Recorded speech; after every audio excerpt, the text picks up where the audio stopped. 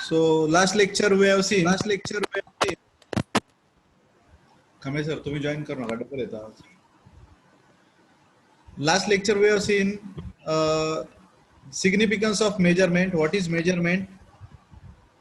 Then now we will see the characteristics of measuring instruments. So there are two types of characteristics. One is static characteristics and another is dynamic characteristics. So some applications involve the measurement of quantities that are either constant or vary slowly with time. Under these circumstances, it is possible to define a set of criteria that gives a meaningful description of quality of measurement without interfering with dynamic descriptions that involve the use of different equations. These criteria are called as static characteristics. So normally static characteristics of measurement system are in general those that must be considered when the system or instrument is used to a condition not varying with the time. म्हणजे static कॅरेक्टरिस्टिक्सचा अर्थ असा आहे की थोडक्यात जे characteristics time dependent नाही आहेत. म्हणजे for example accuracy. So accuracy he through out time same असेल किंवा ड्रिफ्ट असेल तर ती थ्रू आउट टाइम सेम असेल तर याला आपण म्हणतो काय तर स्टॅटिक कॅरेक्टरिस्टिक्स. मग डायनामिक कॅरेक्टरिस्टिक्स म्हणजे काय? So however, many instruments are concerned with rapidly varying quantities and therefore for such cases we must examine the dynamic relations which exist between the output and input. So this is normally done with help of different equations. Performance criteria based upon dynamic relations constitute the dynamic characteristics. म्हणजे समजा तुम्हाला RMS value व्होल्टेजची RMS value route मीन square value check करायची आणि ती value मध्ये काही difference येतोय तर ती व्हॅल्यू समजा इन्स्टंटेनियस जर आपण बघितलं व्हॅल्यूज प्रत्येक काढल्या तर काही इन्स्टंट साठी मीटर तुम्हाला करेक्ट व्हॅल्यू दाखवतो आणि काही इन्स्टंट साठी मीटर जो आहे तो व्हॅरी होतोय किंवा ॲक्युरसी लेवल जी आहे ती त्याच्यामधली चेंज होते. तर असे जे त्यावेळीचे जे कॅरेक्टरिस्टिक्स काढले जातात त्यांना डायनामिक कॅरेक्टरिस्टिक्स असं म्हणतात. So the main static characteristics discussed here are accuracy, sensitivity, reproducibility, then drift, static error and dead zone. So याच्यामधले पहिले जे तीन कॅरेक्टरिस्टिक्स आहेत हे आपण डिझायरेबल कॅरेक्टरिस्टिक्स म्हणतो. म्हणजे the accuracy should be high, the sensitivity should be high, so the meter should be reliable to show to reproduce the actual values. So हे झाले डिझायरेबल कॅरेक्टरिस्टिक्स. म्हणजे हे मीटर मध्ये हवेत आपल्या महत्वाचे आहेत. हे ॲक्युरसी महत्वाची आहे, सेन्सिटिव्हिटी महत्वाची आहे, रिप्रोड्युसिबिलिटी म्हणजे एकच व्हॅल्यू आपण 10 वेळा जरी चेक केली किंवा 15 वेळा आपण पुन्हा तीच व्हॅल्यू चेक केली म्हणजे एखादं व्होल्टेज आहे व्होल्ट मीटर आहे समजा त्या व्होल्ट मीटरने आपण पुन्हा पुन्हा एकच व्होल्टेज चेक केलं तर ते तेवढंच दाखवलं पाहिजे. त्याच्यामध्ये कोणताही चेंज येता नाही त्याला म्हणतात रिप्रोड्युसिबिलिटी. त्याच्यानंतर ड्रिफ्ट, स्टॅटिक एरर आणि डेड झोन ह्या अनडिझायरेबल क्वांटिटीज आहेत किंवा अनडिझायरेबल कॅरेक्टरिस्टिक्स आहेत. ड्रिफ्ट मीटर मध्ये असताना स्टॅटिक एरर असताना एरर फ्री पाहिजे आपलं इन्स्ट्रुमेंट. त्यानंतर त्याच्यामध्ये डेड झोन. आता ह्या प्रत्येक आपण क्वांटिटीज डिटेल किंवा हे कॅरेक्टरिस्टिक्स आपण डिटेल मध्ये बघणार आहोत पुढे. So first is accuracy. So ॲक्युरसीचा अर्थ काय नेमका? It is the closeness with which an instrument reading approaches to the true value of the quantity being measured. Thus, accuracy of measurement means conformity of truth. समजा आपण दोन टाइपची instrument शिकलो. कोणकोणती शिकलो आपण इन्स्ट्रुमेंट्स? प्रायमरी ॲब्सोल्यूट इन्स्ट्रुमेंट आणि secondary instrument, बरोबर. तर नॉर्मल यूज साठी आपण सेकंडरी इन्स्ट्रुमेंट्स वापरतो because it shows direct reading on it's scale. स्केलवर सेकंडरी इन्स्ट्रुमेंट डायरेक्ट रीडिंग दाखवतात, बरोबर. मग प्रायमरी इन्स्ट्रुमेंट कोणती? तर त्यातलं बेसिक आपण पोटेन्शियोमीटर शिकलो होतो ज्याने आपण काय करत होतो अननोन ईएमएफ बरोबर, सोर्सचा ईएमएफ आपण फाइंड आउट करत होतो. मग आता त्याच्याऐवजी आपण सेकंडरी इन्स्ट्रुमेंट कोणतं वापरतो? व्होल्ट मीटर वापरतो. सो एखादी व्हॅल्यू जी आपण ऍब्सोल्यूट इन्स्ट्रुमेंटने मेजर करतो ती झाली त्याची ट्रू व्हॅल्यू, आणि त्या ट्रू व्हॅल्यू जर आपण या सेकंडरी इन्स्ट्रुमेंटने चेक केली तर ती तेवढीच दाखवली पाहिजे. बरोबर, म्हणजेच काय? It is nothing but the conformity of truth. It is the closeness with which an instrument reading approaches to the true value. True value आणि इन्स्ट्रुमेंटने दाखवलेली व्हॅल्यू या दोन्ही काय पाहिजे? जवळपास सेम पाहिजे. तेव्हा आपण म्हणणार the accuracy is higher and the instrument is error free. त्याच्यानंतर आपण बघणार आहोत प्रिसिजन. सो या दोन्ही क्लोजेस्ट टर्म आहेत, ॲक्युरसी आणि precision. It is measure of the reproducibility of the measurements. So given a fixed value of quantity, precision is a measure of a degree of agreement within the group of measurement. म्हणजे काय? समजा एखादं instrument जे आहे त्याच्यामध्ये error आहे. समजूया आपण 230 वोल्ट व्होल्टेज मेजर करतोय आपण, असं समजूया. तर त्या 230 वोल्टला तो मीटर काय दाखवतोय? 240 वोल्ट असं रिडिंग दाखवतोय. पुन्हा आपण 10 टाइम्स तेच व्होल्टेज मेजर केलं, प्रत्येक वेळी तो 240 वोल्ट रिडिंग दाखवतोय. याचा अर्थ काय? The meter is precise but not accurate. Meter is precise but there is a positive error. म्हणजे 230 दाखवायला पाहिजे तर तो त्याऐवजी 240 दाखवतोय. याचा अर्थ तो ॲक्युरेट नाही आहे. पण पुन्हा तुम्ही 10 वेळा 15 वेळा एखादी व्हॅल्यू सेम व्हॅल्यू चेक केल्यानंतर ती एरर असणारीच व्हॅल्यू तुम्हाला काय दाखवते? 10 वेळा दाखवते. याचा अर्थ काय? There is a reproducibility but the meter is not accurate. तुम्हाला ॲक्युरसी आणि प्रिसिजन मधला फरक कळला असेल. ॲक्युरसी याचा अर्थ काय? तर ट्रू व्हॅल्यूशी क्लोजेस्ट व्हॅल्यू जो मीटर दाखवतो त्याला आपण ॲक्युरेट मीटर असं म्हणतो. आणि प्रिसिजन याचा अर्थ काय? तर रिप्रोड्युसिबिलिटी जी टर्म आहे, म्हणजे एकच व्होल्टेज किंवा एकच करंट किंवा कोणती इलेक्ट्रिकल एखादी व्हॅल्यू किंवा नॉन इलेक्ट्रिकल क्वांटिटी आपण मेजर किती वेळा केली तरी एक फिक्स व्हॅल्यू दाखवते. म्हणजे समजा 230 वोल्टला त्या मीटरवर रिडिंग काय जे दाखवेल, समजा 240 वोल्ट, 10 वेळा रिडिंग जरी मेजर केलं तर ते 240 वोल्टच दाखवतं. याचा अर्थ काय? The meter is precise but not accurate. Accurate नाही का म्हणतोय आपण? त्याने खरं तर 230 वोल्ट दाखवलं पाहिजे होतं.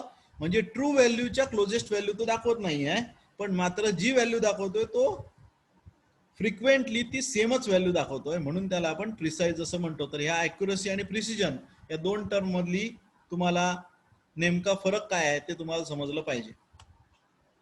So next is sensitivity. What is mean by sensitivity? आता सेन्सिटिव्हिटी कशावर ठरवली जाते? Static sensitivity of an instrument or an instrumentation system is the ratio of the magnitude of the output signal or response to the magnitude of input. So signal or the quantity being measured, its unit are millimeter per microampere, counts per volts depending upon the type of input and output. Sensitivity म्हणजे काय? थोडक्यात समजा एखादा, आता human बिईंगशी आपण compare करून बघूया सेन्सिटिव्हिटीचा अर्थ काय. आपल्याला समजा कोणीतरी काहीतरी टोचलं तर आपण किती वेळाने त्याचा रिस्पॉन्स देतो?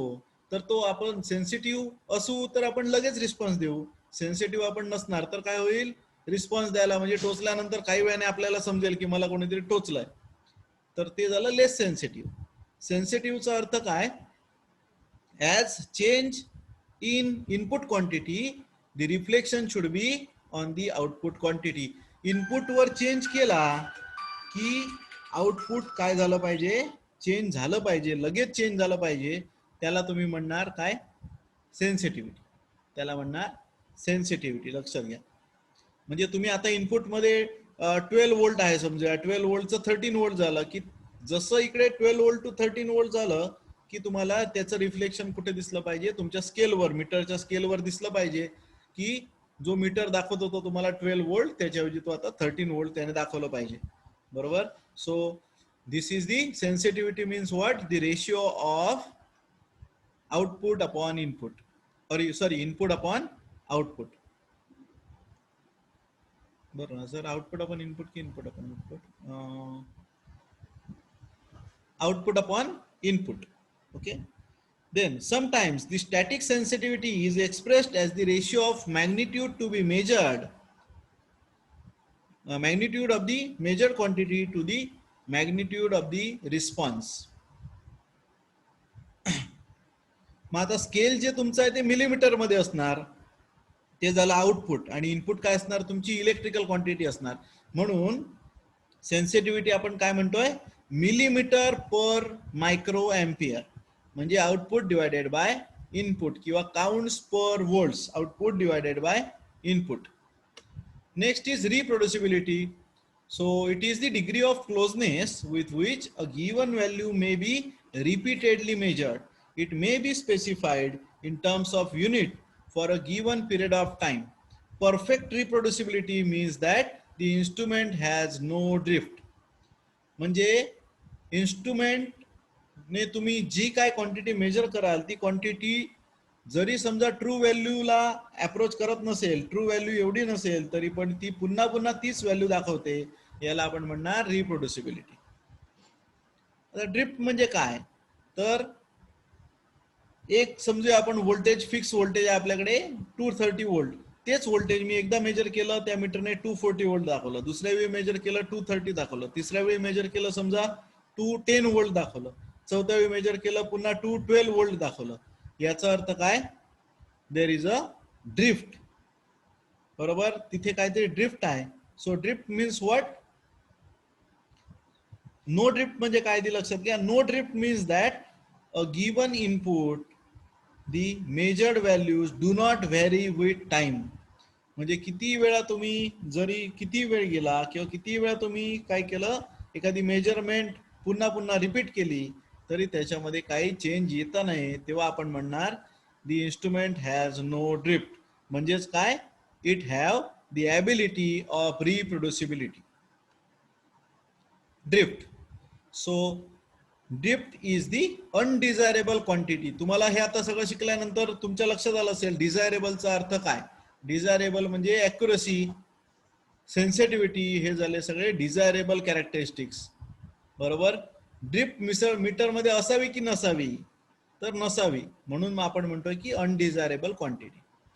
So drift is an undesirable quantity in industrial measurements, measured variable, because it is rarely apparent and cannot be easily compensated for. Thus it must be carefully guarded against the continuous prevention, inspection and maintenance. तुम्हाला जर drift कमी ठेवायची असेल, तर तुम्हाला stray electrostatic किंवा electromagnetic field जे आहेत त्यांना काय द्यावं लागेल, त्यांना शिल्डिंग द्यावं लागेल प्रॉपर. म्हणजे बाहेर समजा तुमचा मीटर जो आहे, तो मीटर समजा मोटर पासून लांब आहे, काही प्रॉब्लेम येणार नाही. पण तो मोटरच्या तुम्ही जवळ ठेवलात, की मोटर म्हणजे आपण बघतो मोटर म्हटलात की त्याच्यामधून करंट फ्लो होतो, आणि जिथून करंट फ्लो होतो तिथे काय होतं, मॅग्नेटिक फ्लक्स तयार होतं, आणि आपले मीटर पण हे मॅग्नेटिक फ्लक्स वर चालतात. त्यामुळे मीटरचं फ्लक्स जे आहे ते या कशामुळे डिस्टर्ब होतं, तर या मोटरच्या फ्लक्समुळे डिस्टर्ब होऊ शकतं. मग त्याला काय केलं जातं, तर त्याला प्रॉपर शिल्डिंग प्रोव्हाइड केलं जातं against the external electromagnetic fields. So अशा प्रकारे ड्रिफ्ट जी आहे ती कमी केली जाते. So effect of mechanical vibrations can be minimized by having proper mountings. Temperature changes during the measurement process should be preferably avoided or otherwise be properly compensated for. So temperature effect होतो, तो होऊ नये, किंवा vibration, म्हणूनही काय केलं जातं, त्याला प्रॉपर करेक्टिव्ह ऍक्शन घेतली जाते. So what is mean bye error. So accuracy तुमच्या लक्षात आली की एरर लक्षात यायला काही प्रॉब्लेम नाही. ॲक्युरसी म्हणजे काय, closeness to true value, true व्हॅल्यूशी क्लोजनेस म्हणजे ॲक्युरसी. मग एरर म्हणजे काय, सो एरर म्हणजे काय, error is the deviation from true value. Error is the deviation from true value. So error is defined as difference between the measured value and the true value of quantity. So delta A, that is nothing but the error. Error is equal to AM means measured value of quantity minus AT means true value of the quantity. So आता समजा measured value minus true value केल्यानंतर जर तुम्हाला काय आलं positive answer आलं याचा अर्थ पॉझिटिव्ह एरर आहे. जर निगेटिव्ह आन्सर आलं तर याचा अर्थ निगेटिव्ह एरर आहे. आता पॉझिटिव्ह एरर आणि निगेटिव्ह एरर म्हणजे काय? जी व्हॅल्यू ट्रू व्हॅल्यू दाखवते तुम्हाला जी व्हॅल्यू ती ट्रू व्हॅल्यू पेक्षा जास्त दाखवते म्हणजे पॉझिटिव्ह एरर. जी व्हॅल्यू ट्रू व्हॅल्यू पेक्षा कमी दाखवते म्हणजे निगेटिव्ह एरर. मग तुम्हाला अकॉर्डिंगली काय करावं लागेल करेक्टिव्ह ऍक्शन घ्यावी लागेल. So delta A is also called the absolute static error of quantity A. So we have E0, that is absolute static error, which is equal to delta A. Next is dead zone. So what is mean by dead zone? So dead zone, it is defined as the largest change of input quantity for which there is no output of the instrument. For example, the input applied to the instrument may not be sufficient to overcome the friction and will in that case not move at all. So it will only move when input is such that it produces a driving force which overcome the friction force. समजूया आपण काही metre जे आहेत ते समजा आपण असं की एक 0 to 100 वोल्ट मेजर करणारा व्होल्टेज मेजर करणारा मीटर आहे असं आपण समजूया. तर तो मीटर काय होतंय सुरुवातीच्या 10 वोल्ट पर्यंत काहीच आउटपुट दाखवत नाहीये. मात्र 10 वोल्ट झाल्यानंतर 11 वोल्ट पासून तो आउटपुट दाखवायला चालू करतो. पुन्हा तसंच आहे. असं अनेक वेळा रिप्रोड्यूस केलं तरी आपल्याला तेच मिळतंय की 0 to 10 वोल्ट तो काय आउटपुट दाखवत नाहीये. त्याच्यानंतर मात्र तुम्हाला आउटपुट तो दाखवतं. असं जर दिसत असेल तर याचा अर्थ काय there is dead zone for that particular scale. त्या स्केल मध्ये काही त्याला आपण म्हणूया एक काही पर्टिक्युलर टायमिंग साठी एक डेड झोन आहे. आता हा बघा इथे बघितलं तर तुमच्या लक्षात येईल जो हळूहळू कमी झालेला दिसतो तिथे डेड झोनच्या पण टाइप्स आहेत पण तुम्हाला तेवढं डिटेल मध्ये नाहीये. डेड झोन तुमच्या लक्षात आलं असेल त्याने काय करायला पाहिजे होतं ज्या क्वांटिटीला मेजर 20 म्हणायला पाहिजे होतं तर तो सॉरी 0 पासून जी क्वांटिटी चालू व्हायला पाहिजे होती ती 1 पॉइंट समथिंग पासून चालू होते. अशा प्रकारे डेव्हिएशन दिसतंय तुम्हाला मेजर क्वांटिटी आणि इन्स्ट्रुमेंट रिडिंग वर. तर त्याला आपण काय म्हणतो एरर. आणि अशा एरर मध्ये काय होत आहे काही वेळासाठी जो मीटर रिस्पॉन्स जो आहे तो वेगवेगळा देतोय प्रत्येक वेळेसाठी. एरर जी आहे ती पण चेंज होत जाते बघा. हे तुम्हाला लक्षात येत असेल की एरर पण चेंज होते. तर याला आपण काय म्हणतो dead zone. So repeatability or reproducibility. So repeatability or reproducibility are the measure of closeness with which a given input may be measured over and over again. Repeatability किंवा reproducibility म्हणजे मी तुम्हाला सांगितलंय मगाशीच. The two terms cause confusion. Therefore, a distinction of Sushant, distinction is made between the two terms. Reproducibility is specified in terms of scale readings over the given time of period. On the other hand, repeatability is defined as the variation of scale reading and is random in nature. So this shows the repeatability. इथे तुम्हाला repeatability दिसते बघा. म्हणजे एवढ्या एरियामध्ये तुमचं काय दिसतंय तुम्हाला आउटपुट दिसतं.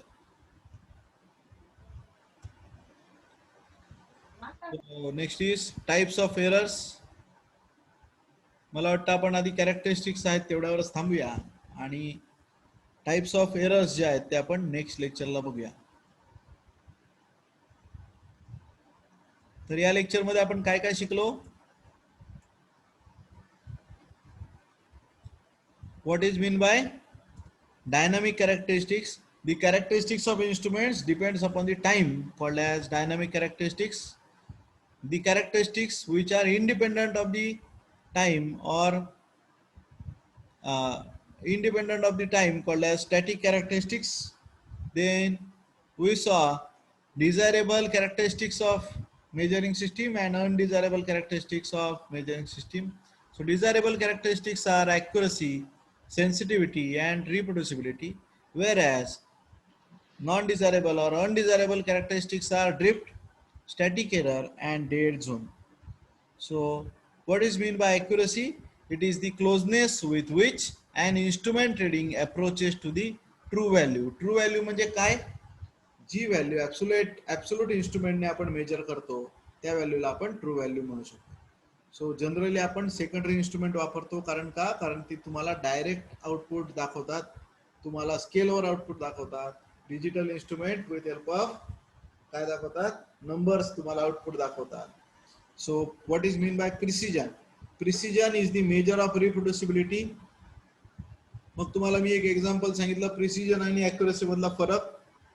एखादं इन्स्ट्रुमेंट तुम्हाला काहीतरी जी व्हॅल्यू दाखवायला पाहिजे त्यापेक्षा 10 किंवा 20 वोल्ट किंवा एम्पियर करंट जास्त दाखवते, पण ती 10 वेळा मोजल्यानंतर किंवा 15-20 वेळा फ्रिक्वेंटली मोजल्यानंतर तीच व्हॅल्यू दाखवते. याचा अर्थ ती काय? That instrument is precise but not accurate, there is a positive error. त्याच्यानंतर सेन्सिटिव्हिटी आपण बघितलं, it is the ratio of output divided by input. Reproducibility, so it is the degree of closeness with which a given value may be repeatedly measured. Drift means what? So no drift means a given input, the measured values do not vary with time. Time नुसार न vary होणाऱ्या value जेव्हा मिळतील त्याला आपण काय म्हणणार? No drift. So static sensitivity आपण बघितली, आउटपुट आपण input. Then next is drift. So drift is the undesirable quantity in industrial measurements measured variable because it is rarely apparent and cannot be easily compensated. आता हे drift कशामुळे येते? तर electrostatic, external field, electromagnetic field, stray magnetic field ज्याला आपण म्हणतो, किंवा temperature, change in temperature, यासारख्या गोष्टी ज्या आहेत त्यांच्यासाठी काय म्हणतो आपल्याला? ड्रिफ्ट कन्सिडर करावी लागते. मग ड्रिफ्ट कमी करण्यासाठी काय करतात? तर प्रॉपर शिल्डिंग देऊ शकतो आपण, प्रॉपर त्याला कव्हर करू शकतो, त्याला आपण शिल्डिंग असं म्हणतो. तर ते शिल्डिंग वापरून वगैरे आपण हे ड्रिफ्ट काय करू शकतो? कमी करू शकतो. त्याच्यानंतर स्टॅटिक एरर, आपण एरर म्हणजे बघितली. एरर म्हणजे काय? तर ट्रू व्हॅल्यू पासून deviation, that is nothing but the error. Dead zone, एका पर्टिक्युलर टायमिंगसाठी इन्स्ट्रुमेंट तुम्हाला रिस्पॉन्ड करतं, काही वेळासाठी करत नाही, पुन्हा काही एरियासाठी करतं. याचा अर्थ काय? There is dead zone. तर हे आपल्याला समजलं पाहिजे. हे बघा इथे दाखवलेलं आहे डायग्राम मध्ये पण. What is mean bye dead zone? दाखवायला पाहिजे होतं तुम्हाला रिडिंग, त्यापेक्षा काय दाखवत आहे? डेव्हिएटेड दाखवत आहे. नंतर मग तो जो डेड झोन आहे तो कमी होत गेलाय, नंतर रिस्पॉन्स जो आहे तो जवळ आलाय. ऍक्च्युअली तिथे तुम्हाला मेजरिंग क्वांटिटी म्हणजे ट्रू व्हॅल्यू आणि ऍक्च्युअल व्हॅल्यू, मेजर्ड व्हॅल्यू याच्यामध्ये एरर आहे, पण एरर असता पण दुसरी गोष्ट काय दिसते तुम्हाला? तर तिथे डेड झोन पण आहे. काही वेळासाठी त्या इन्स्ट्रुमेंटचा रिस्पॉन्स हा काय कमी आहे पर्टिक्युलर वेळात, त्यानंतर मात्र तो रिस्पॉन्स जो आहे तो बरोबर येत गेला. रिपीटॅबिलिटी, रिप्रोड्युसिबिलिटी आपण बघितलं. सो टाइप्स ऑफ एरर जे आहे ते आपण नेक्स्ट लेक्चरला बघायचं आहे.